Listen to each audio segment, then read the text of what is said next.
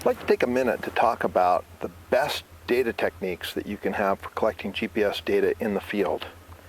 Now I've got a GPS receiver here, and it's been sitting out collecting carrier phase data for quite some time. Once this receiver has been outside for about 15 or 20 minutes, if it has a clear view of the sky, it's going to be as accurate as it can possibly get, given the conditions, the position of satellites in the sky, and whatever obstructions we have, trees and canopy. Once I get that lock or that good signal, I can move from place to place. Now you're looking past me to the north. All of the satellites that are in the sky are in the east, the south, and the west. So there are no satellites directly north of me. And that's why I've positioned my head and shoulders to the north of this device. Now if I need to move to the east, I'm going to hold the receiver out away from my body and move to the east. If I need to move to the west, I'm going to hold the receiver like this and move this way.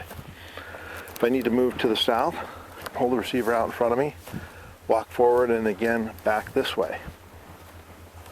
If I take this receiver, and you'll see that I've got 0.3 meter accuracy right now. If I take this receiver and I rotate it around my body like this, I'm going to break its view and the accuracy is going to degrade. In order for me to recover the accuracy that I had before breaking its view of the sky, I'm going to have to wait 5 or 10 minutes for it to re-resolve the ambiguities.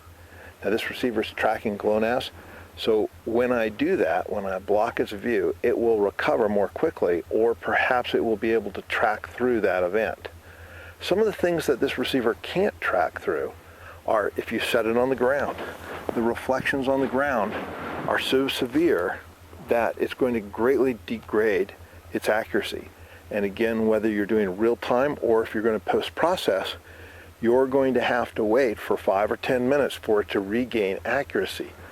Turning the receiver upside down, another bad thing, obviously, to do.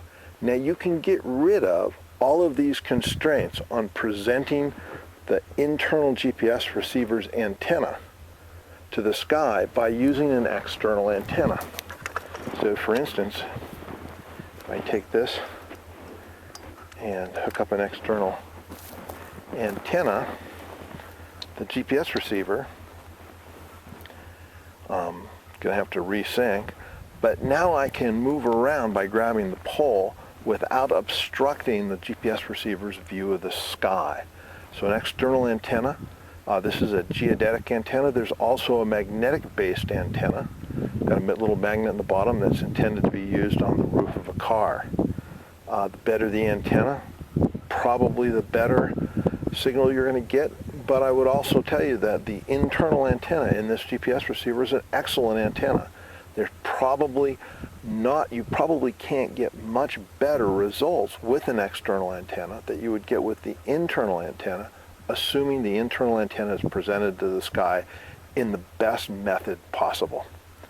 So hopefully this will help you acquire data in the field that's as accurate as possible under the given conditions. Thank you.